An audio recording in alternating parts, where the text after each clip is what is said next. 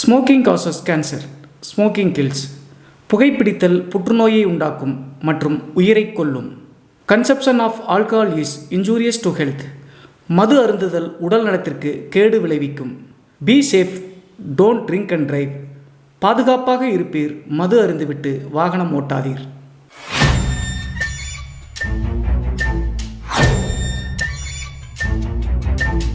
Hi everybody, நான் உங்கள் Siva. Welcome to our channel. இன்றைய காணொலியில் தமிழ்நாட்டினுடைய நெல் உற்பத்திக்கு புகழ்பெற்ற தஞ்சாவூருக்கு அருகாமையில் நடந்த ஒரு அதிபயங்கர அமானுஷ திகில் சம்பவத்தை தாங்க முழுமையாக பார்க்க போகிறோம். இந்த சம்பவத்தில் ஒரு வாலிபர் கல்யாணத்துக்கு முன்பு செய்த ஒரு பெரிய தவறு காரணத்தினால் நடந்த திகில் மற்றும் அமானுஷ நிகழ்வு தாங்க இன்றைய காணொலி. ஸோ இன்றைய காணொலியும் கொஞ்சம் கூட சுவாரஸ்யம் மற்றும் த்ரில்லிங் குறையாமல் நீங்கள் அப்படியே எதிர்பார்க்கலாங்க. இதுபோன்று உங்களுடைய வாழ்க்கையிலும் ஏதாவது திகில் சம்பவம் நடந்துருந்துச்சுன்னா இந்த மின்னஞ்சல் மூலியமாக அதை ஷேர் பண்ணலாங்க. ஒருவேளை மின்னஞ்சலில் டைப் பண்ணுறது கஷ்டமாக இருந்துச்சு அப்படின்னா நம்ம சேனலினுடைய இன்ஸ்டாகிராம் லிங்க்கை கீழே டிஸ்கிரிப்ஷனில் கொடுத்துருக்காங்க. அதில் போய் ஃபாலோ பண்ணிவிட்டு வாய்ஸ் நோட்டாக கூட ஷேர் பண்ணலாங்க. இதுவரைக்கும் நம்ம சேனலை நீங்கள் சப்ஸ்கிரைப் பண்ணாமல் பார்த்துட்டு இருந்தாலும் சரி, புதிய பார்வையாளராக இருந்தாலும் சரி, வீடியோக்கு கீழே இருக்கக்கூடிய சப்ஸ்கிரைப் பட்டன் மற்றும் பெல் ஐக்கான் இரண்டையுமே கிளிக் பண்ணிடுங்க. நம்ம ஷோக்குள்ளே போகலாம்.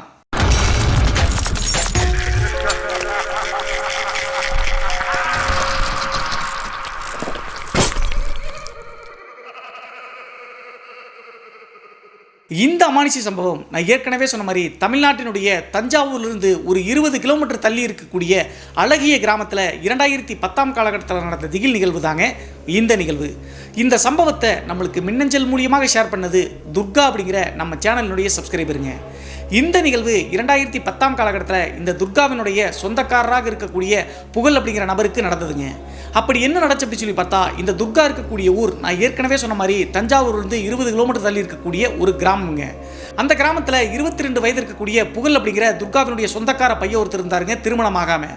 அந்த நபருடைய வீடு எங்கே அப்படின்னு சொல்லி பார்த்தா, துர்காவினுடைய கிராமம் இருக்கு இல்லையா, அங்கிருந்து 1 கிலோமீட்டர் தள்ளி போனோம் அப்படின்னா தோட்டத்தில் தாங்க வீடு கட்டி வாழ்ந்துட்டு இருக்காங்க. இந்த புகழ் அப்படிங்கிறவர் அவங்களுடைய அப்பா அம்மாவுக்கு ஒற்றை ஆண் பிள்ளை அப்படின்னு சொல்லலாங்க. அக்கா ஒருத்தங்க இருந்தாலும் கூட திருமணமாகி வேற கிராமத்தில் வாழ்றாங்க கணவரோடு சேர்ந்து. இந்த நபருடைய பெற்றோர் 5 ஏக்கர் பரப்பளவில் ஒரு பெரிய தோட்டம் இருந்திருக்குங்க. அந்த தோட்டத்தினுடைய மத்தியில் தான் ஓட்டு வீட்டோடனை கட்டி பாரம்பரியமாக அங்கே தாங்க வாழ்ந்துட்டு இருக்காங்க. ஏதாவது மளிகை பொருட்கள் வேணும்னாலும் கூட துர்கா இருக்கக்கூடிய அந்த கிராமம் 1 கிலோமீட்டர் தள்ளி இருக்கக்கூடிய அந்த இடத்துக்கு வந்து தான் பொருட்கள்லாம் வாங்கிட்டு போவாங்க. இப்படி இருக்கும்போது தான் புகழுடைய வாழ்க்கை தலைகீழாக புரட்டி போடும் வகையில் ஒரு பயங்கரம் நடந்துச்சுங்க. என்ன ஆச்சு அப்படின்னு சொல்லி பார்த்தா, இந்த புகழ் அப்படிங்கிறவர் ஒரு தப்பான விஷயத்தை திருமணத்துக்கு முன்னாடி அந்த கிராமத்தில் செஞ்சாருங்க. அது என்ன அப்படி சொல்லிட்டு இந்த வீடியோவை தொடர்ந்து பாருங்க, உங்களுக்கு புரியும். அப்படி அவர் செஞ்ச தவறு காரணத்தினால 22 வயசுலேயே ஏதாவது ஒரு பெண்ணை பார்த்து திருமணம் பண்ணி வச்சிடலாம் அப்படின்னு சொல்லிட்டு முடிவெடுத்தாங்க. அதற்கடுத்து அந்த பெற்றோர்கள் புரோக்கர் மற்றும் சொந்தக்காரங்க பெண்கள்கிட்டலாம் போய் பொண்ணு பார்க்க போனாங்க. எங்கே போனாலும் பொண்ணு வந்து அமையவே இல்லைங்க, இவர் செஞ்ச தவறு காரணத்தினால. கடைசியாக 6 மாத 7 மாத காலகட்டம் கழிச்சு தான் வெளியூரில் ஒரு பொண்ணு இந்த புகழுக்கு அமைஞ்சுங்க. அந்த பெண்ணினுடைய பேர் வசந்திங்க. அதற்கடுத்து இந்த பெற்றோர்கள் என்ன பண்ணாங்க அப்படின்னா, ரொம்ப சிறப்பாலாம் திருமணம் செய்ய வேண்டாம், ஏற்கனவே தன்னுடைய பையன் செஞ்ச தவறு காரணத்தினால உற்றாரவர்கள்ட்ட கூட முகம் கொடுத்து பேச முடியாது அப்படி இப்படின்னு சொல்லிட்டு நினச்சிட்டு சிம்பிளாக ஒரு கோயிலில் போய் திருமணம் பண்ணி அந்த பெண்ணை வீட்டுக்கு கூட்டு வந்துட்டாங்க. நான் ஏற்கனவே சொன்ன மாதிரி இந்த வசந்தி அப்படிங்கிற பெண் மற்ற ஆண்கள் மற்றும் பெண்கள்கிட்ட ஈஸியாலாம் பழக மாட்டாங்க. அதே நேரத்தில் இந்த பெண் தோட்டத்து வீட்டில் தான் வாழ போகிறாங்க. ஸோ கிராமத்தில் இருக்கக்கூடிய உற்றாரவர்கள்ட்டெல்லாம் பேச வாய்ப்பே கிடையாதுங்க. இந்த சூழலை அவங்களுடைய பெற்றோர்கள் பயன்படுத்திட்டாங்க. அதற்கான முக்கிய காரணம், தன்னுடைய மகன் முன்னாடி செஞ்ச தவறு தன்னுடைய மருமகளுக்கு தெரிஞ்சு அப்படின்னா பெரிய பிரச்சனையாரு அப்படின்னு சொல்லிட்டு நினச்சிட்டாங்க. அவங்க நினச்ச மாதிரியே தன்னுடைய மருமகளான வசந்தி கிட்ட உற்றாரவர்கள் ஆண்களாக இருந்தாலும் சரிங்க, பெண்களாக இருந்தாலும் சரி, பேசவே அலோவ் பண்ண மாட்டாங்க. அதற்கடுத்து வசந்தியும் அதை பெரிதாக எடுத்துக்காம தோட்டத்து வேலையெல்லாம் செஞ்சு தன்னுடைய கணவரோடு நல்லா சந்தோஷமாக தாங்க வாழ்ந்தாங்க. இதில் ஒரு முக்கியமான விஷயம் என்ன அப்படி சொல்லி பார்த்தா, இந்த புகழ் அப்படிங்கிறவர் அந்த திருமணத்துக்கு முன்னாடி செஞ்ச தவறு மட்டும்தாங்க. மற்றபடி குடிப்பழக்கமோ பீடி சிகரெட் எதுவுமே கிடையாதுங்க. நல்ல பையன் அப்படி சொல்லலாங்க. ஒரு 4 மாதம் 5 மாத காலகட்டம் அவங்களுடைய வாழ்க்கை நல்லா சிறப்பாக தாங்க போச்சு.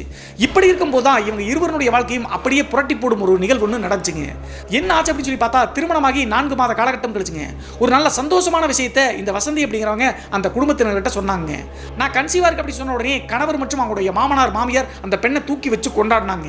அதற்கு பிறகு வசந்தியை இன்னும் கேர் எடுத்து அந்த ஒட்டுமொத்த குடும்பம் நல்லா பார்த்துக்கிட்டாங்க. இந்த டைம்ல தான் ஒரு நாள் செக்கப் எல்லாம் போயிட்டு முடிச்சு வீட்டுக்கு வந்திருக்காங்க கணவன் மற்றும் மனைவி. அவங்களுடைய தோட்டத்து வீட்டை பற்றி சொல்லணும் அப்படின்னா, ஓட்டு வீடாக இருந்தாலும் கூட 2 தடுப்பா இருக்குங்க. லெஃப்ட்ல இருக்கக்கூடிய தடுப்புல அவங்களுடைய மாமனார் மாமியார் நைட்டு தூங்குவது வழக்கம். ரைட் இருக்கக்கூடிய இடத்துல தான் கணவன் மனைவியாக இருக்கக்கூடிய வசந்தி மற்றும் புகழ் தூங்குவது வழக்கம். அதே மாதிரி அன்றைய நாள் அந்த பிரெக்னன்சிக்கான டெஸ்ட் எல்லாம் போய் முடிச்சுட்டு வீட்டுக்கு வந்து அசதியில் 2 பேரும் படுத்து தூங்குறாங்க. அப்படி தூங்கின அன்றைய நாள் நள்ளிரவு நேரமாக இருக்குங்க. எப்போதுமே இந்த பெண்ணை பொறுத்தளவு நைட்டு தூங்கலாம் அப்படின்னா காலையில் எந்திரிக்கிறதுக்குள்ள 2 முறை ரெஸ்ட் ரூமுக்கு வெளியே போயிட்டு வருவது வழக்குங்க. ஆனால் அன்றைய நாள் ரெஸ்ட் ரூமுக்கே போகலிங்க. மிட் நைட் டைம் ஒரு 2 மணி தோராயமாக இந்த வசந்தி அப்படிங்கிற தூங்கி கொண்டிருக்கக்கூடிய பெண்ணுக்கு ஏதோ வித்தியாசமான ஒரு உணர்வு தென்படுதுங்க. அப்நார்மலாக ஏதோ ஃபீல் ஆகுது அப்படின்னு சொல்லிட்டு தூக்க கடகத்தில் அப்படியே பரண்டு படுக்கிறாங்க. ஒரு 10 நிமிடம் கழிச்சு விட்டத்தை பார்த்து படுத்திருக்கக்கூடிய இந்த வசந்தி அப்படிங்கிற பெண்ணினுடைய அந்த கன்சீவாக இருக்காங்க இல்லையா, அவங்களுடைய வயிற்று மேலே ஏதோ ஒரு பாரமாக இருக்கிற மாதிரி ஒரு ஃபீல் தென்படுதுங்க. என்ன அப்படி சொல்லிட்டு தன்னுடைய கண்களை முடிச்சு பார்க்க கூட அவங்களால முடியலைங்க. என்ன காரணம் பிடிச்சி தெரியல. பக்கத்தில் படுத்தக்கூடிய தன்னுடைய கணவரையாவது எழுப்பலாம் அப்படின்னு சொல்லிட்டு கைகளை நீட்டினா அதுவும் செய்ய முடியலைங்க. எதுவோ நடக்க போகுது அப்படின்னு சொல்லிட்டு வசந்தியினுடைய உள்ளுணர்வு சொல்ல ஆரம்பிச்சிருச்சுங்க. இது கனவுல நடக்குதா, உண்மையிலேயே தன்னுடைய வயிற்று மேலே யாரோ உட்காந்துருக்காங்களா அப்படின்னு சொல்லிட்டு ஒன்றுமே புரியலிங்க. 5 நிமிடம் 10 நிமிடம் கழிச்சு அந்த வயிற்று மேலே இருக்கக்கூடிய அந்த பாரம் கொஞ்சம் கொஞ்சமாக ஏற ஆரம்பிச்சிருக்குங்க. உடனே பயந்து போன வசந்தி எப்படியோ கஷ்டப்பட்டு கண்ணை முழிச்சு பார்க்குறாங்க. முழிச்சு பார்க்கும்போது தன்னுடைய வாழ்நாளில் பார்க்கவே முடியாத ஒரு காட்சியை இந்த வசந்தி அப்படிங்கிற பெண் அப்போதுதான் முதல் முறை பார்க்குறாங்க. என்ன ஆச்சு அப்படின்னு சொல்லி பார்த்தா அவங்களுடைய வயிற்று மேலே ஒரு பெண்ணுங்க. அந்த பெண்ணினுடைய வயது தோராயமாக ஒரு 40 to 45 வயது இருக்குங்க. கரெக்டாக சொல்லணும் அப்படின்னா தன்னுடைய மாமியார் இருக்காங்க இல்லையா, புகழினுடைய அம்மா, அவங்களுடைய ஏஜ் மாதிரி தாங்க இப்போது இருக்கக்கூடிய அந்த பெண்ணினுடைய உருவம் தெரியுது. அந்த மாதிரி இருக்கக்கூடிய உருவம் வசந்தியினுடைய வயிற்று மேலே உட்காந்து ஆக்ரோஷமாக வசந்தியை பார்க்குதுங்க. கடைசியாக ஒரு வழியாக எதையோ நினச்சிட்டு சத்தம் போட்டு அடுத்த செகண்டே வயிற்று மேலே உட்காந்துருந்த அந்த உருவம் சரட்டுன்னு வந்துங்க மின்னல் வேகத்தில் டக்குன்னு காணாமல் போயிருச்சுங்க. அதே நேரத்தில் பக்கத்தில் படுத்து தன்னுடைய கணவரும் எந்திரிச்சிட்டாருங்க. எந்திரிச்சு எதுக்கு இந்த கத்துன்னு அப்படி சொல்லி கேட்ட உடனே சுதாரிச்சுக்கிட்டாங்க இந்த வசந்தி அப்படிங்கிற பெண். நடந்தது கனவா அல்லது நிஜமானே அவங்களால யூகிக்க முடியலைங்க. என்ன காரணம் அப்படின்னு சொல்லி பார்த்தா தூக்க கழகத்தில் தான் இதெல்லாம் நடந்துச்சு. உண்மையிலேயே அப்படி ஒரு உருவம் வந்து வயிற்று மேலே உட்காந்துச்சா, அது கனவுல இப்படி கத்துறமா அப்படின்னு சொல்லிட்டு ஒன்றுமே புரியாமல் ஒன்றும் இல்லைங்க கெட்ட கனவு கண்டு அப்படி சொல்கிறாங்க. கன்சீவாக இருக்காங்க. இப்படி நடந்துச்சுன்னு சொன்னால் அவங்க பயந்துருவாங்க இல்லையா, இதெல்லாம் யோசிச்சு தான் வசந்தி இப்படி சொல்லியிருக்காங்க. அதற்கடுத்து தண்ணியை குடிச்சிட்டு படு அப்படின்னு சொல்லிட்டு அவருடைய கணவர் படுத்துட்டாருங்க. இந்த நிகழ்வுக்கு பிறகு வசந்திக்கு தூக்கமே வரலைங்க. உண்மையிலே ஒரு உருவம் அப்படியே வயிற்று மேலே உட்காந்துருந்த மாதிரி இருந்துச்சு அப்படின்னு சொல்லிட்டு யோசிச்சுட்டே இருக்கும்போது மறுபடியும் ஒரு 5 நிமிடம் 10 நிமிடத்திலேயேங்க அந்த வயிற்று மேலே அந்த பாரம் மாதிரி இருந்துச்சு இல்லையா, திடீர்னு ஸ்டொமக் அப்படியே பெயின் ஆகி வலிக்க ஆரம்பிச்சிருச்சுங்க. அதற்கடுத்து கொஞ்சம் கொஞ்சமாக அந்த வயிற்று வலி அதிகமான காரணத்தினால தன்னுடைய கணவர்கிட்ட சொல்கிறாங்க, ஐயோ எனக்கு வயிறு வலிக்குதுங்கன்னு சொல்லுங்க. பெட்டு போட்டு படுத்துருக்காங்க இல்லையா, அதில் ரத்தமாக போயிருச்சுங்க, அபாசனான மாதிரி ஆயிடுச்சு. உடனே அவசரமாக அந்த குடும்பத்தார் வசந்தியை அருகாமையில் இருக்கக்கூடிய மருத்துவமனையில் போய் சேர்த்துறாங்க. அதற்கடுத்து மருத்துவர்கள் பார்த்துட்டு கன்சீவாக இருந்தாங்கல்ல, அபாசனம் ஆயிடுச்சு அப்படின்னு சொன்ன உடனே அந்த குடும்பமே நிலைகுலைந்து போயிட்டாங்க. அதற்கு பிறகும் கூட வசந்தி வந்து தனக்கு நடந்ததை சொல்ல முயற்சி செய்யலிங்க. அதற்கான காரணம் ஏற்கனவே வயிற்றில் இருந்த சிசு வந்து கலைஞ்சிருச்சு, அபாசனம் ஆயிடுச்சு. இப்போது மறுபடியும் தனக்கு இப்படி நடச்சு அப்படின்னு சொன்னால் கண்டிப்பாக நம்ப மாட்டாங்க. உண்மையிலேயே இப்படிலாம் நடச்சா இது கனவா அப்படின்னே அவங்களுக்கே யூகிக்க முடியல. ஸோ இதெல்லாம் சொல்லி மறுபடியும் மேன்மேலும் அவங்கள துக்கப்படுத்த வேண்டாம் அப்படின்னு சொல்லிட்டு மனசுக்குள்ளேயே தன்னுடைய பாரத்தை வச்சுட்டாங்க.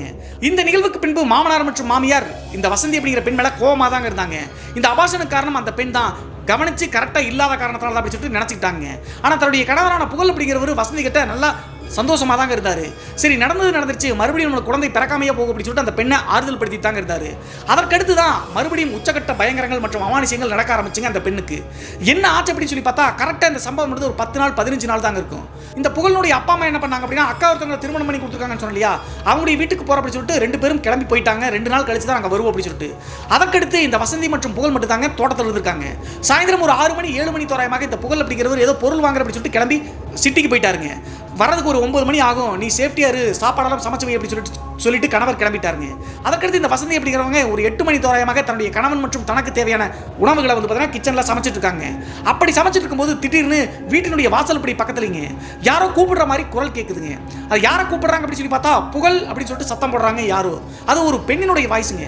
இந்த வாய்ஸை கேட்ட உடனே உள்ள குக் பண்ணிட்டு இருந்த வசந்தி டக்குன்னு வீட்டை விட்டு வெளியே வர்றாங்க. 50 மீட்டர் 100 மீட்டர் தூரத்துக்கு வந்து பார்த்தீங்கன்னா வாசல் மாதிரி இருக்குங்க. அதற்கடுத்து ஃபுல்லாவே வெள்ளாமை காடுகள் தான்.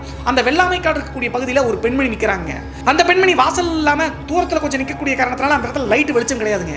ஷேடோ மாதிரி நிற்கிறாங்க. பார்த்த உடனே தெரிஞ்சிச்சு ஒரு 40 வயசு 45 வயசு தான் இருக்கும். இவங்க அப்போதும் வந்து பார்த்தீங்கன்னா தப்பா நினைக்கலீங்க.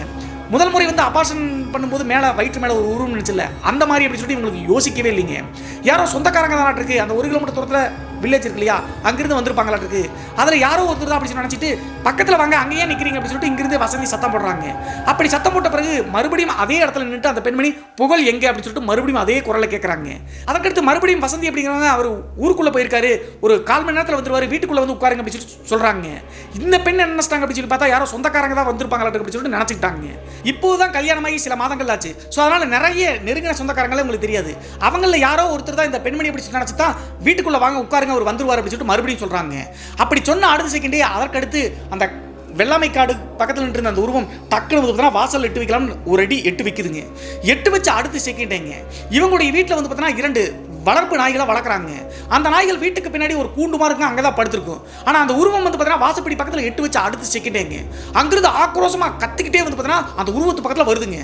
வரக்கூடிய வேகத்தை பார்த்து அந்த பெண்மணியை கடிச்சிருவாங்க அப்படின்னு சொல்லிட்டு வசந்தி நினைச்சிட்டாங்க. வசந்தி இப்போது வரைக்கும் என்ன நினைச்சிட்டாங்க அப்படின்னு சொல்லி பார்த்தா அது ஒரு பெண்மணி அப்படின்னு நினைச்சிட்டு இருக்காங்க. அதற்கடுத்து அங்கிருந்து வந்த நாய்கள் வேகமா அந்த உருவம் நிற்கக்கூடிய இடத்தை பார்த்து ஆவேசமா ஓடுதுங்க. அடுத்த செகண்ட் அந்த உருவம் அந்த இடத்தை விட்டு வேகமா கேட் இருக்கும் இல்லையா, மெயின் கேட்டு, அந்த தோட்டத்தினுடைய மெயின் கேட்டை நோக்கி ஓடுதுங்க. இதை பார்த்த பிறகு அந்த பெண்மணி ஏங்க ஓடாதீங்க, நான் பார்த்துக்கிறேன், வாங்க வாங்க அப்படின்னு சொல்லிட்டு கத்துறாங்க. ஆனா அந்த நாய்கள் விடவே இல்லைங்க. அந்த உருவத்தை துரத்த அந்த பெண்மணி நான் ஏற்கனவே சொன்ன 40 to 45 சொன்ன இல்லையா, ஆனா அந்த வயதுக்கு இருக்கக்கூடிய ஓட்டம் மாதிரி இல்லைங்க. பயங்கர மின்னல் வேகத்தில் அந்த உருவம் போறாங்க. அப்போதும் கூட இந்த பெண்மணி பார்த்தீங்கன்னா அது ஒரு உருவம், பேய், ஆன்மா அப்படின்னு சொல்லிட்டு நினைக்கவே இல்லைங்க. அதற்கு பிறகு அந்த கேட்டுக்கு பக்கத்தில் வந்துட்டு டக்குன்னு அந்த உருவம் காணாங்க. கடைசி எல்லாத்தையும் பார்த்துட்டு அந்த பெண்மணி தான் போயிட்டாங்களே, சரி வீட்டுக்காரர் வந்த பிறகு சொல்லிக்கலாம் அப்படின்னு சொல்லிட்டு வீட்டுக்குள்ள மறுபடியும் சமைக்கிறாங்க. ஒரு அரை மணி நேரம் கழிச்சு புகழ் அப்படிங்கிற ஒரு ஊருக்குள்ள போனவர் வர்றாருங்க. வந்த பிறகு தன்னுடைய கணவரான புகழ் கிட்ட வசந்தி சொல்றாங்க, யாரோ ஒரு 40 to 45 வயசு இருக்குங்க, அவங்க அம்மா வயசு இருக்கும், வந்துருந்தாங்க, உன்னை கேட்டாங்க, வீட்டுக்குள்ள உட்காருங்க, வந்துருவாருன்னு சொன்னேன், அதுக்குள்ள நம்ம நாய்கள் துரத்துச்சு, வேகமா பயந்து போய் ஓடிட்டாங்க, வாங்க வாங்கன்னு எவ்வளவோ சொல்லியும் கூட கேட்கவே இல்லைங்க. ஆனா ஒரு முக்கியமான விஷயம் என்ன அப்படின்னு சொல்லி பார்த்தா, எனக்கு தெரிஞ்சு 40க்கு மேலதான் அந்த பொண்ணுக்கு இருக்கும். ஆனா அந்த நாய் துரத்தின காரணத்தினால ஓடுன ஓட்டம் பயங்கர மின்னல் வேகத்தில் போனாங்க அப்படின்னு சொல்றாங்க. இதை கேட்ட பிறகு யாராருக்கு குடும்பம் அப்படின்னு சொல்லிட்டு புகழ் யோசிக்கிறாருங்க. அதுக்கடுத்து அவ்வளோ வேகமாக ஓடினாங்களா வசந்தி அப்படின்னு சொல்லிட்டு அவரும் கிண்டல் அடிச்சுட்டு பேசாமல் விட்டாருங்க. ஏதோ இட்டு கட்டி தான் சொல்றாங்க அப்படின்னு சொல்லிட்டு. ஆனால் வசந்தி அதை யோசிச்சுக்கிட்டே இருக்காங்க. அவ்வளவு ஏஜ்டான ஒரு பெண்மணி நாய் துரத்தும் போது மின்னல் வேகத்தில் எப்படி அப்படி ஓட முடியும் அப்படின்னு சொல்லிட்டு யோசிச்சாங்க. அதற்கு பிறகு அதையும் அப்படியே விட்டாங்க. ஆனால் போக போக இன்னும் கொஞ்சம் வித்தியாசமான காட்சிகள் அந்த பெண்ணுக்கு தட்டுப்பட ஆரம்பிச்சுங்க. என்ன ஆச்சு அப்படின்னு சொல்லி பார்த்தா, இந்த பெண் நைட் தூங்கினாங்க அப்படின்னா 2 முறை ரெஸ்ட் ரூமுக்கு எந்திரிச்சு வெளியே போவாங்கன்னு சொன்னோம் இல்லையா, இவங்களுடைய ரெஸ்ட் ரூம் பார்த்தீங்கன்னா வீட்டை விட்டு வெளியே போனோம் அப்படின்னா ஒரு 50 மீட்டர் தூரத்தில் லெஃப்ட் சைடில் ஒரு வாழை மரம் இருக்கு, அந்த சைடில் தான் ரெஸ்ட் ரூம் இருக்கு. போயிட்டு திரும்பி ரிட்டர்ன் வீட்டுக்குள்ளேயே வரணுங்க. இந்த மாதிரி அடிக்கடி போகும்போது அதே 40 to 45 வயசு கூடிய பெண்மணி பார்த்தீங்கன்னா வீட்டுக்கு பக்கத்தில் அப்படியே அங்கிட்டு மீண்டும் வாக் பண்ணுற மாதிரி இவங்க பார்த்துருக்காங்க. இவங்க அப்பப்போ என்ன நினைச்சிட்டாங்க அப்படின்னு சொல்லி பார்த்தா, ஏதோ ஷேடோவோ அல்லது நம்முடைய கண்களுக்கு மட்டும் தான் இப்படி தெரிய மாட்டிருக்கு, நம்ம போய் நம்முடைய மாமனார் மாமியார்கிட்டயோ கணவர்கிட்டயோ சொன்னால் நம்மளை தப்பாக நினச்சிக்குவாங்க அப்படின்னு சொல்லி நினச்சிட்டாங்க. அதே நேரத்தில் அந்த உருவம் அங்கிட்டு இங்கிட்டு சுற்றுறதை மட்டும் தாங்க பார்த்துருக்காங்க. அதை பார்த்த உடனே பயம் இருக்கக்கூடிய காரணத்தால் டக்குனு வீட்டுக்குள்ளே வந்துருவாங்க. வீட்டில் தன்னுடைய கணவர்கிட்ட சொன்னால் திட்டுவாங்க அப்படின்னு சொல்லிட்டு இப்படியே விட்டுட்டே இருந்திருக்காங்க. இந்த நிகழ்வு நடந்துட்டு இருக்கும்போது மறுபடியும் ஒரு 3 மாதம் 4 மாதம் கழிச்சுங்க அந்த பெண் 2வது முறையாக கன்சீவ் ஆகிறாங்க. கன்சீவ் ஆன பிறகு இப்போது தன்னுடைய மாமனார் மாமியார் தன்னுடைய கணவர்கிட்ட சொல்றாங்க. அப்போ இந்த 3 பேரும் என்ன சொல்றாங்க அப்படின்னு சொல்லி பார்த்தா, வசந்தியை பார்த்து இனிமேல் நீ எந்த வேலையும் செய்யாத, ஃபர்ஸ்ட் ஒரு டைம் நடந்த மாதிரி நடக்கவே கூடாது, நம்மளுக்கு குழந்தை ரொம்ப முக்கியம் அப்படின்னு சொல்லிட்டு மாமனார் மற்றும் மாமியார் உட்கார வச்சு பொறுமையாக சொல்றாங்க. அதற்கடுத்து வசந்தி பார்த்தீங்கன்னா அவங்க சொல்றது சரிதான், ஏற்கனவே இந்த குடும்பம் ரொம்ப துக்கமாக போச்சு அபார்ஷன் பண்ணும்போது, மறுபடியும் அந்த நிலைமைக்கு இந்த குடும்பத்தை கொண்டு வரக்கூடாது அப்படின்னு சொல்லிட்டு மனசில் நினைச்சிட்டு ரொம்ப கேர்ஃபுல்லாக தான் இருந்தாங்க. ஆனால் அப்படி அந்த பெண் கவனமாக இருந்தவங்க கூட மறுபடியும் ஏற்கனவே என்ன நடச்சோ அதே மாதிரி தாங்க நடந்துச்சு. கரெக்டாக 1 மாதம் 2 மாதம் கழிச்சுங்க அந்த கன்சீவாக இருக்காங்க இல்லையா, அந்த டைம்லிங்க இவங்க தோட்டத்தில் வேலை செஞ்சுருக்காங்க, கணவன் மற்றும் மாமனார் மாமியார் எல்லாமே. சாயந்தரம் ஒரு 6 மணி 7 மணி தோராயமாக டீ போட்டு அவங்களை கூப்பிடலாம்னு சொல்லிட்டு வீட்டுக்குள்ளே டீ போட்டுருக்காங்க. டீ போட்டுட்டு அவங்கள கூப்பிடலாம்னு சொல்லிட்டு வீட்டை விட்டு வாசலில் தாண்ட பார்க்குறாங்க. தாண்ட பார்க்கும்போது வீட்டுக்குள்ளே இருந்துக்கிட்டே யாரோ முதுக பிடிச்சி வேகமாக தள்ளுன மாதிரி ஒரு ஃபீலுங்க. குப்புரை கடிச்சு பொத்துன்னு விழுந்துட்டாங்க. விழுந்து அடுத்த செகண்டே கரெக்டாக வயிற்றில் பார்த்தீங்கன்னா அந்த நிலவாசப்படி இருக்கும் இல்லையா, அதில் அப்படி குத்துற மாதிரி குத்திருச்சுங்க. அடுத்த செகண்டே கதறாங்க. தோட்டத்தில் வேலை செஞ்சு அந்த 3 பேரும் வேகமாக ஓடி பார்க்கும்போது மறுபடியும் ப்ளீட் ஆயிடுச்சுங்க. ப்ளீட் ஆன உடனே அதை பார்த்து மாமனார் மாமியார் கண்டபடி திட்டுறாங்க அந்த பெண்ணை. அதே நேரத்தில் கணவருக்கும் கோபம் வந்துருச்சுங்க. முதல் டைம் தான் அப்படி நடந்துச்சு, 2வது டைம் இப்படி பண்ணிட்டே அப்படின்னு சொல்லிட்டு வாசப்படியும் கூட பார்க்காம இப்படி என் வாரிசையே கொண்டுட்டே அப்படின்னு சொல்லிட்டு இப்படி அழுகிறாருங்க. அந்த டைமில் இதற்கு மேலே நம்ம மறைக்கூடாது அப்படின்னு சொல்லிட்டு அந்த பெண் சொல்ல ஆரம்பிக்கிறாங்க. இல்லைங்க, நான் தானா விழுகல, முதுகுக்கு பின்னாடி யாரோ தள்ளி விட்ட மாதிரி இருந்துச்சு, குப்பருக்கு விழுந்து வழியில் துடிக்கும் போது ஏதோ ஒரு உருவம் சரட்டுன்னு வீட்டை விட்டு வெளியே போச்சு அப்படின்னு சொல்லிட்டு சொல்றாங்க. இதை கேட்ட பிறகு மாமனார் மாமியார் கணவர் 3 பேரும் கண்டபடி திட்ட ஆரம்பிச்சிட்டாங்க. நீ கவனக்குறைவினால கீழே விழுந்துட்டு எங்களை முட்டாள் நினைக்கிறியா, நீ சொல்றதெல்லாம் நம்பவும் நினைக்கிறியா அப்படின்னு சொல்லிட்டு வேற வழி இல்லாமல் மறுபடியும் மருத்துவமனைக்கு கூட்டு போறாங்க. அதே மருத்துவமனைக்கு தாங்க இந்த பெண்ணை மறுபடியும் கூட்டு போறாங்க. மருத்துவர் பார்த்து இவங்க 3 பேர்த்தையும் தான் திட்டுறாங்க. ஏற்கனவே ஒரு முறை இப்படி நடந்துச்சுல்ல, 2வது முறையாவது அந்த பொண்ணை நீங்க கேர்ஃபுல்லாக பார்த்துக்க மாட்டீங்களா அப்படின்னு சொல்லிட்டு திட்டுறாருங்க. இதை கேட்ட பிறகு மறுபடியும் இந்த 3 பேர்த்துக்கும் அந்த பெண் மேலே தாங்க வசந்தி மேலே தாங்க கோபம் வருது. இருந்தாலும் வேற என்ன பண்றது, அப்படியே மனசுக்குள்ள போட்டு புழுங்கிட்டு இருந்தாங்க. கடைசியாக வீட்டுக்கு வந்த பிறகு இந்த 3 பேரும் கொஞ்ச நாள் இந்த வசந்தி அப்படிங்கிற பெண் கிட்ட பேசவே இல்லைங்க. அதற்கு பிறகாவது இந்த பெண்ணுக்கு நிம்மதி கிடைச்சா அப்படின்னு சொல்லி பார்த்தா இல்லைங்க. உச்சகட்ட அமானுஷ்யத்தினுடைய ஆட்டம் தொடங்க ஆரம்பிச்சுங்க இந்த பெண்ணுக்கு. என்ன ஆச்சு அப்படின்னு சொல்லி பார்த்தா கரெக்டாக 2வது ஆபாசம் நடந்து ஒரு 10 நாள் கழிச்சுங்க. நைட்டு தூங்கினவங்க ரெஸ்ட் ரூமுக்கு போகலாம்னு சொல்லிட்டு எந்திரிச்சு அந்த வாழைத்தோட்டம் இருக்கக்கூடிய பகுதிக்கு ரெஸ்ட் ரூம் போயிட்டு திரும்பி வர்றாங்க. திரும்பி வரும்போது இவங்களுக்கு ஒரு பெரிய ஷாக்ங்க. இந்த வீட்டினுடைய வாசப்படிக்கு முன்னாடி வெராண்டாமா இருக்கு இல்லையா, அந்த சைடு அதே உருவம்ங்க. ஏற்கனவே பார்த்தீங்கன்னா ஒரு டைம் புகழ் இருக்காருன்னு சொல்லிட்டு கேட்டு நாய் துரத்துனாங்கல்ல, அதே உருவம் தாங்க அங்கே நிற்குது. அங்கிட்டு இங்கிட்டும் நடந்துட்டு இருக்கிறத பார்த்து வேகமாக பயந்து அடிச்சு போய் வீட்டுக்குள்ளே ஓடி வந்துட்டாங்க. ஓடி வந்து தன்னுடைய கணவரை தட்டி எழுப்புறாங்க. தூக்கத்தில் எந்திரிச்ச அந்த கணவர்கிட்ட நடந்த விஷயங்களை அப்படியே சொல்கிறாங்க. உங்கள் அம்மா மாதிரியே ஒரு உருவம் வந்து அங்கிட்டு இங்கிட்டு நடந்துட்டு மாதிரி நான் பார்த்தேன் அப்படி சொன்ன உடனே கண்டுபடி திட்டிருக்காருங்க. என்ன சொல்லியிருக்காரு அப்படின்னு சொல்லி பார்த்தா, நான் பேசாத காரணத்தினால எதையாவது ஒன்று சொல்லலாம்னு நினைக்கிறியா, நீ பண்ண தப்புக்கு வந்து பார்த்தா பேய் வருது பெசாசு வருது அப்படி சொல்லிட்டு எங்களை முட்டாளாக்க பார்க்குறியா அப்படின்னு சொல்லிட்டு திட்டுறாருங்க. அப்போது மறுபடியும் அந்த பெண் அழுதுகிட்டே சொல்கிறாங்க, இல்லைங்க நான் கண் எதிர்க்க பார்த்தேன், நான் ரெஸ்ட் ரூம் போயிட்டு வரும்போது அந்த உருவம் அங்கிட்டு இங்கிட்டு சுத்துச்சுங்க, ஏற்கனவே ஒரு முறை புகழ் அப்படி சொல்லிட்டு கூப்பிட்டாங்கன்னு சொன்னல, அதே மாதிரி தாங்க அந்த பெண்ணினுடைய உருவம் இருந்துச்சு சொல்கிறாங்க. இதை கேட்ட பிறகு புகழ் என்ன சொல்கிறார் அப்படின்னு சொல்லி பார்த்தா, ஏய் பக்கத்து ரூமில் தூங்கிட்டு கூடிய உங்கள் அத்தையாங்கூட இருக்கலாம் அப்படி சொன்ன பிறகு தான் இந்த பொண்ணுக்கு டக்குன்னு சிங்க் ஆகுதுங்க. ஆமாம்ல, உண்மையாகவே நம்முடைய அத்தையா கூட இருக்கலாம் அப்படின்னு சொல்லி யோசிச்சாலும் கூட அந்த பெண்ணுக்கு இருக்கக்கூடிய கேள்வி என்ன அப்படின்னு சொல்லி பார்த்தா, இந்த டைமுக்கு எதுக்காக வாசல் அங்கிட்டு இங்கிட்டு நடந்திருக்காங்க அப்படின்னு சொல்லிட்டு யோசிக்கிறாங்க. மறுபடியும் தன்னுடைய கணவர்கிட்ட கேள்வி கேட்டா திட்டுவார் அப்படின்னு சொல்லி நினச்சிட்டு விடிய யோசிச்சுட்டே தூங்கிட்டாங்க. இந்த நிகழ்வு நடந்து மறுபடியும் 4 நாள் கழிச்சு அதே உருவம் மறுபடியும் அதே இடத்துல தட்டுப்படுதுங்க. அப்போது இந்த பெண் என்ன பண்ணிட்டாங்க அப்படின்னு சொல்லி பார்த்தா, அத்தை அப்படின்னு சொல்லிட்டு சத்தம் போடுறாங்க. சத்தம் போட்டு அடுத்த செகண்டே அங்கே நடந்துட்டு இருந்த உருவம் டக்குன்னு அங்கே மரங்கள் நிறைய இருக்குங்க, அந்த புதர் மாதிரி கூடிய பகுதியில் சரட்டுன்னு போய் மறைஞ்சிக்குச்சுங்க. உடனே அப்போதும் இந்த பெண் பயப்படாமல் ஒருவேளை நம்ம அத்தையாக தான் இருக்கணும், நைட்டு ஏன் இப்படி பண்ணுறாங்க அப்படின்னு சொல்லி தெரிஞ்சுக்கலாம்னு சொல்லிட்டு அவங்க தூங்கிட்டு கூடிய கதவை போய் தட்டுறாங்க. தட்டின உடனே கதவை திறக்கிறாங்க. திறக்கிறது யார் அப்படின்னு சொல்லி பார்த்தா அவங்களுடைய அத்தை தான். அவங்களுடைய அத்தை வீட்டுக்குள்ள இருந்து வராங்க அப்படின்னா அந்த மர புதற்குள்ளே போய் ஒளிஞ்சது யார் அப்படின்னு சொல்லிட்டு யோசிச்சு பார்த்து ஒன்றுமே புரியலிங்க. எதுக்கு இந்த டைமில் கதவை தட்டணும் அப்படின்னு சொல்லி கேட்ட காரணத்தினால ஒன்றும் இல்லை அப்படின்னு சொல்லிட்டு எதுவுமே பேசாமல் உம்முன்னு வீட்டுக்குள்ளே போயிட்டாங்க.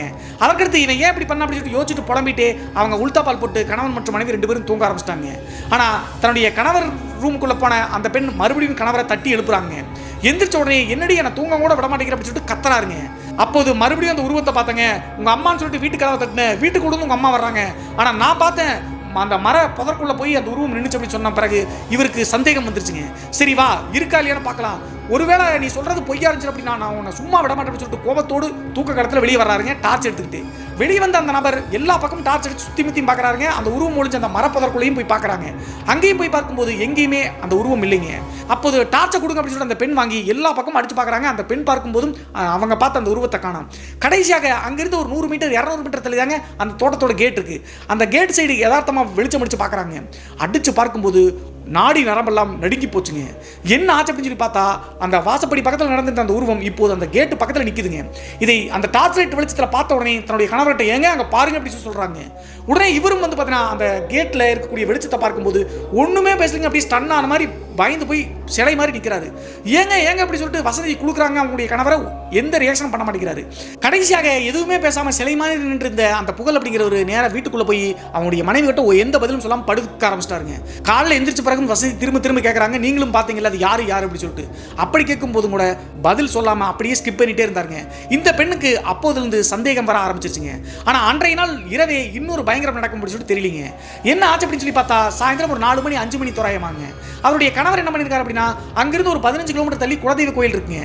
நைட்டு நடந்த விஷயம்லாம் யோசிச்சு பார்த்துட்டு அடுத்த நாள் காலையில் இருந்துச்சு தன்னுடைய மனைவி கிட்ட குலதெய்வ கோயிலுக்கு போகணும் கிளம்பு அப்படின்னு சொல்றாருங்க. சரின்னு சொல்லிட்டு கோயிலுக்கு தானே கூப்பிடுறாரு. போய் சாமியெல்லாம் கும்பிட்டு நைட்டு வந்து ஒரு 8 மணி ஆயிடுச்சுங்க. தோட்டத்துக்கு வர்றதுக்கு பைக்கில் தான் போயிட்டு வந்திருக்காங்க. அவங்களுடைய மாமனார் மாமியார் வீட்டில் தான் இருக்காங்க. 8 மணி தோராயமாக பைக்கில் தோட்டத்துக்கு கேட்டுக்கு வந்து தோட்டத்துக்குள்ளே வண்டியை விட்டுட்டு பைக்கிலேருந்து மனைவி இறங்க சொல்கிறாருங்க. கேட்டை போய் லாக் பண்ணிட்டு வா நம்ம போகலாம் அப்படின்னு சொன்ன காரணத்தினால இவர் வந்து இங்கிட்டு பார்த்துட்டு அப்படியே நின்று திரும்பி பார்க்காமையே பைக்கை ஸ்டார்ட் பண்ணி வச்சுட்டு இருக்காருங்க. பைக்கினுடைய பின்னாடிருந்து இறங்கின அந்த பெண் போய் கேட்டை லாக் பண்ணிட்டு தாங்க இருக்காங்க. ஒரு 2 செகண்ட் 3 செகண்ட் இல்லையங்க, டக்குன்னு அந்த இடத்துல இருந்து நேராக வந்து வீட்டை நோக்கி வந்துட்டு இருக்காருங்க. கேட்டை லாக் பண்ணிட்டு என்ன அதுக்குள்ளே போறாரு அப்படின்னு சொல்லிட்டு ஏங்கன்னு சொல்லிட்டு கத்தவே காதலியே விழுகலையாட்டுருங்க. பைக்கை நேராக வாசப்படி வகத்தில் பார்க் பண்ணிட்டு அவங்களுடைய ரூம் இருக்கும் இல்லையா அந்த ரூம்குள்ளே தானாக உள்ளே போறாருங்க. இந்த பெண் ஒரு 20 அடி 30 அடி தூரத்தில் தனியாக வந்துட்டு இருக்காங்க. அதற்கடுத்து வீட்டுக்குள்ளே போன புகழ் டக்குன்னு உள்தா பால் போட்டாருங்க. அப்போது என்ன நடக்குது, நம்மளை கேட்லேயே இறக்கி விட்டு அவர் பாட்டை போயிட்டார் அப்படின்னு சொல்லி யோசிச்சுட்டு பக்கத்து அறையில் இருக்கக்கூடிய மாமனார் மாமியாருடைய கதவுல தட்டுறாங்க. உடனே என்னாச்சுமா அப்படின்னு சொல்லி கேட்கும்போது கேட்டில் வந்து இறக்கி விட்டு அவர் பாட்டை வந்து எல்லாத்தையும் சொல்கிறாங்க. உள்ளே போய் தாழ்பால் போட்டார் அப்படின்னு சொல்லிட்டு அதுக்கடுத்து அந்த புகழ் போன அந்த மெயின் டோர் பக்கத்தில் வந்து புகழ் அப்படின்னு சொல்லிட்டு எவ்வளோ சத்தம் போட்டாலும் கூட பதிலே சொல்ல மாட்டேங்கிறாருங்க. அது மட்டும் இல்லாமல் புகழ் உள்ள யாருக்கிட்டையும் பேசிட்டு இருக்காருங்க. இதெல்லாம் யோசிச்சு பார்த்தா அவங்களுடைய அப்பாவுக்கு எதுவும் புரியாமல் கடப்பாரி இருந்துக்கு எடுத்து ஒரு அடி மெயின் டோரில் அடிச்சிருக்காரு. அடிச்சு அடுத்த செகண்டே ஒரு 2 செகண்ட் 3 செகண்டில் கதவை திறக்கிறாருங்க புகழ் அப்படிங்கிறவர். பிரம்ம பிடிச்ச மாதிரி இருக்காருங்க. உடம்பெல்லாம் விறுவிறுத்து போய் பயத்தோடு இருக்காரு. என்னாச்சு அப்படின்னு சொல்லி கேட்கும்போது எந்த வித பதிலும் புகழ் சொல்லிங்க. ஒரு 5 நிமிஷம் கழிச்சு அவருக்கு தண்ணியை கொடுத்துட்டு அவங்களுடைய அம்மாவை மட்டும் புகழ் தனியாக கூப்பிடுறாருங்க. நீ வாமா அப்படி சொல்லிட்டு. சரி என்னதான் சொல்றாரு அவங்க கிட்டயாவது உண்மையை சொல்லிட்டு அப்படி சொல்லி நினச்சிட்டு மாமனார் மற்றும் வசந்தி வெயிட் பண்ணிட்டு இருக்காங்க. அவங்களுடைய அம்மாவை வீட்டுக்கு பின்னாடி கூட்டு போய் நடந்த விஷயங்கள் அனைத்தையும் ஒன்றும் விடாமல் சொல்லிட்டாருங்க. ஆக்சுவலாக வசந்தி வந்து பார்த்தீங்கன்னா கேட்டை போட்டு சொல்லிட்டு பைக்கில் நின்றுருக்கும் போது மனைவி ஏறாமையே வீட்டுக்கு வேகமாக வந்ததுக்கான காரணம் வேற ஒன்றுங்க.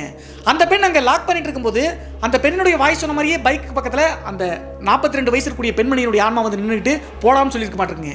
தன்னுடைய மனைவி தான் கூப்பிடுவாங்களாட்டுருக்கு, பைக்கில் ஏறிட்டாங்களாட்டுருக்கு அப்படின்னு நினச்சிட்டாங்க. நேராக வீட்டு வாசலுக்கு முன்னாடி வந்து பைக்கை நிறுத்திட்டு வீட்டுக்குள்ளே போயிருக்காங்க. வீட்டுக்குள்ளே போயிட்டு உள்தாப்பால் போடுறதுக்கான காரணமும் அதுதாங்க. இவருடைய கண்களுக்கு அந்த ஆன்மா வந்து பார்த்தீங்கன்னா தன்னுடைய மனைவியினுடைய உருத்தோட்டத்தில் மாதிரி உள்ளே போயிட்டு மனைவி தான் உள்ளே வந்தாங்க அப்படின்னு சொல்லிட்டு தான் லாக் பண்ணியிருக்காங்க. அதற்கு பிறகு தான் 20 மீட்டர் தூரத்திலிருந்து ஓடி வந்த இந்த பெண் வந்து வேக வேகமாக சத்தம் போட்டு பார்த்து தன்னுடைய மாமனார் மாமியாருடைய கதவுகளை தட்டி அதற்கடுத்து இந்த விஷயமெல்லாம் நடந்திருக்குங்க. புகழ் இருக்கக்கூடிய மெயின் டோர் கதவு பக்கத்தில் நின்றுட்டு அவங்களுடைய அப்பாவும் அம்மாவும் புகழ் அப்படின்னு சொல்லிட்டு கூப்பிட்டு இருக்கும்போது உள்ளே யார்கிட்டயோ பேசிட்டு இருந்தார் இல்லையா, அது தன்னுடைய மனைவி தான் அப்படின்னு சொல்லி நினச்சிக்கிட்டா அந்த கோயிலுக்கு போயிட்டு வந்த அங்கே நிகழ்வுகளை பற்றி ஷேர் பண்ணிட்டு இருக்காருங்க. கடைசியாக தன்னுடைய ஷர்ட்டை வந்து பார்த்தீங்கன்னா ஒரு இதில் மாட்டிட்டு திரும்பி பார்க்கும்போது அங்கே தெரிஞ்சிருக்கு இது தன்னுடைய மனைவி கிடையாது, அந்த உருவம், அதாவது 42 வயசு இருக்கக்கூடிய அந்த பெண்ணினுடைய ஆன்மா அப்படின்னு சொல்லிட்டு. அதற்கடுத்து தான் பயங்கரமாக கத்திட்டு அப்படியே சிலை மாதிரி பயந்து போய் வீட்டை திறந்துட்டு வெளியே வந்திருக்காருங்க. அந்த 40 to 45 வயது கூடிய அந்த உருவம் யார் அப்படின்னு சொல்லி பார்த்தா கிட்டத்தட்ட 2 வருடத்துக்கு முன்னாடிங்க இவங்களுக்கு கல்யாணமாகி கிட்டத்தட்ட ஒரு 6 மாதம் 7 மாதம் தான் இருக்கும். 2 வருஷத்துக்கு காலகட்டத்துக்கு முன்னாடி இந்த புகழ் அப்படிங்கிற ஒரு முத்து அப்படிங்கிற ஒரு பையன் வந்து ரொம்ப க்ளோஸ் ஃப்ரெண்டுங்க. அவங்களுடைய வீடு வந்து பார்த்தீங்கன்னா 1 கிலோமீட்டர் தள்ளி இருக்கக்கூடிய அந்த வில்லேஜ் இருக்கு இல்லையா, அங்கே தாங்க. இந்த புகழ் அப்படிங்கிற ஒரு 10ஆவதுக்கு மேலே படிப்பே இல்லைங்க. கல்யாணத்துக்கு முன்னாடி எல்லாம் தோட்டத்தில் வேலை அப்படின்னா செய்ய மாட்டாருங்க, ஏன்னா காசு கொடுக்க மாட்டாங்க அவங்க அப்பா. அதனால் வெளியே கட்டட வேலை சித்தாள் வேலைக்கெல்லாம் போவது வழக்கங்க. அந்த மாதிரி போனார் அப்படின்னா இந்த முத்து அப்படிங்கிற தன்னுடைய நண்பனோடு போவதாங்க வழக்கம். இந்த முத்து அப்படிங்கிற நபரினுடைய குடும்பத்தை பற்றி சொல்லணும் அப்படின்னா அவருக்கு அப்பா கிடையாதுங்க, அம்மா மட்டும்தான். அவங்களுடைய அம்மாவுக்கும் வந்து பார்த்தீங்கன்னா புகழுடைய அம்மாவுக்கு ஒரு 42 43 இருக்கும், அதே வயசு தாங்க முத்துனுடைய அம்மாவுக்கு.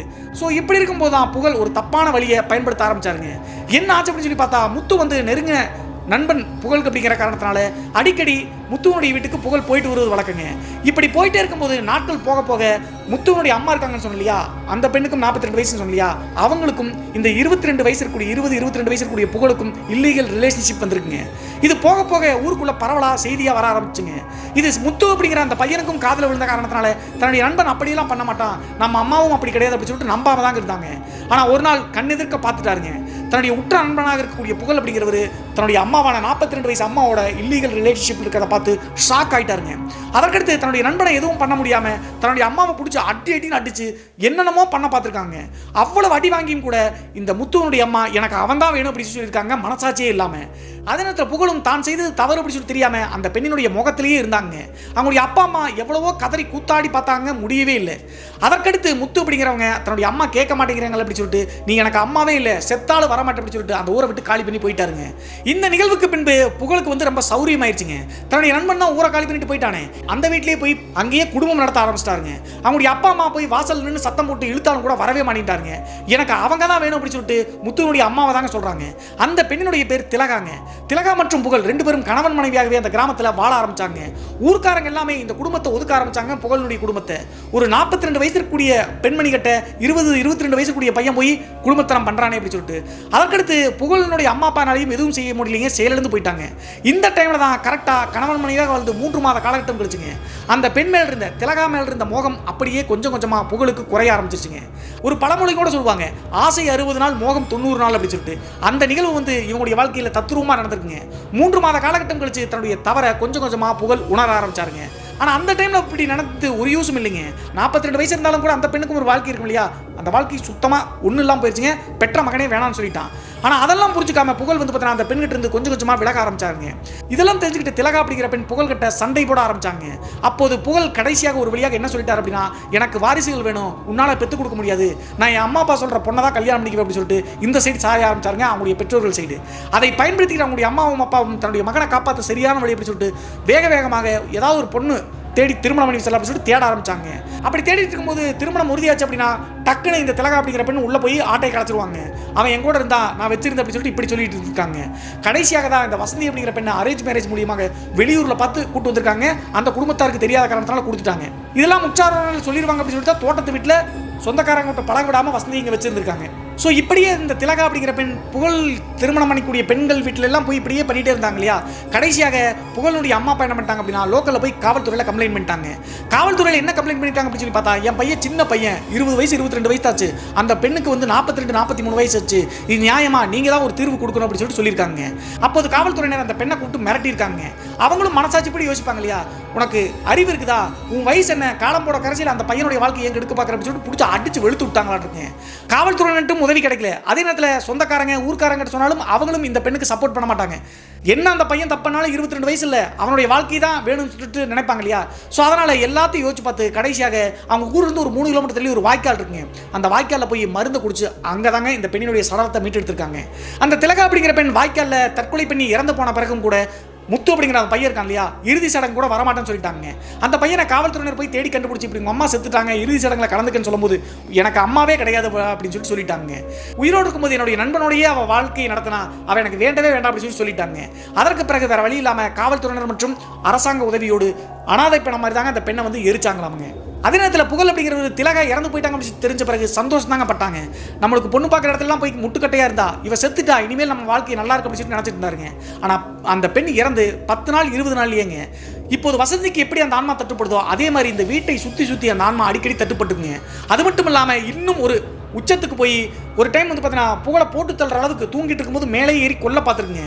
அதற்கடுத்து அவங்களுடைய பெற்றோர்கள் இதற்கு மேலே விட்டா நம்முடைய மகனை இறந்துருவோம் அந்த ஆன்மா காரணத்தினால அப்படின்னு நினச்சிட்டு சதுரகிரி மலைக்கு கூட்டி போயிருக்காங்க. அங்கே ஏதோ சித்தர் இருந்திருப்பாருங்க. அந்த சித்தர்கிட்ட கூட்டு போய் புகழுடைய வாழ்க்கை நல்லா இருக்கு அப்படின்னு நினச்சிட்டு அந்த சித்தர் வந்து பார்த்தீங்கன்னா ஈசன் முன்னாடி பூஜை செஞ்ச ஒரு ருத்ராட்சியை கழுத்தில் போட சொல்லிட்டு எப்போதுமே இருக்கணும் அப்படின்னு சொல்லிட்டு அந்த ருத்ராட்சி வந்து பார்த்தீங்கன்னா கயிறா போட்டால் மிஸ் ஆயிருப்புன்னு நினச்சிட்டு தங்க செயினாகவே போட்டு, தங்க செயினாக ரொம்ப கேர் எடுத்து பார்ப்போம் இல்லையா, அந்த ருத்ராட்சத்தை அதில் சேர்த்து கழுத்திலேயே போட்டுருக்காருங்க. அந்த ருத்ராட்சம் கழுத்தில் இருக்கக்கூடிய காரணத்தினால தான் புகழை ஒன்றும் செய்ய முடியாமல் அவருடைய மனைவியான வசந்தியை சைடு திரும்பி இருக்குங்க இந்த ஆன்மா. இந்த விஷயங்கள் எல்லாமே அவங்களுடைய மாமியார், அதாவது வசந்தியினுடைய மாமியாருக்கு எல்லாமே தெரிய ஆரம்பிச்சுங்க. அப்போது என்னமா பண்ணுறது, என் வீட்டுக்காருக்கு தெரிஞ்சு அப்படின்னா தப்பாக நினைப்பா அப்படின்னு சொன்ன காரணத்தினால வேற வழியே கிடையாதுரா, இதுக்கு மேலே விட்ட அப்படின்னா பெரிய பிரச்சனை அப்படின்னு சொல்லிட்டு நேராக அந்த வசந்தி அப்படிங்கிற பெண்கிட்ட வந்து எல்லாத்தையும் ஒன்று விடாமல் சொல்கிறாங்க. சொன்ன பிறகுதான் வசந்தி அந்த அபாசன் நடந்தது இந்த ஆன்மானாலதான் அப்படின்னு சொல்லிட்டு வயிற்று மேலே இருக்கு அந்த அபாசனானது குப்பரக தள்ளிவிட்டது எல்லாமே இந்த ஆன்மானாலதான் அப்படின்னு சொல்லிட்டு புரிஞ்சிச்சுங்க. அதுக்கடுத்து அந்த ஒட்டுமொத்த குடும்பம் என்ன பண்ணலாம்னு சொல்லிட்டு யோசிக்கும் போது டக்குன்னு இந்த புகழ் அப்படிங்கிறவருக்கு ஒரு ஐடியா வருதுங்க. இவர் அடிக்கடி சபரிமலைக்கு மாலை போட போகும்போது சோட்டானிக்கரை பகவதி அம்மன் கோவிலுக்கு போயிட்டு வருவது வழக்கங்க. அங்கே வந்து பேய் ஓட்டுவதெல்லாம் வழக்கம் தான். எப்படி வந்து பார்த்தீங்கன்னா பாண்டி முனீஸ்வரன் கோயில் ஓட்டுவாங்களா அதே மாதிரி தாங்க. அந்த கோயிலுக்கு போகலாம்னு சொல்லிட்டு ஒட்டுமொத்த குடும்பத்தோடும் அங்கே போகிறாங்க. அங்கே போயிட்டு பூசாரி கிட்ட நடந்த விஷயங்கள் நடத்தையும் சொல்லி ஒரு பூஜையை பண்ண ஸ்டார்ட் பண்ணுறாங்க.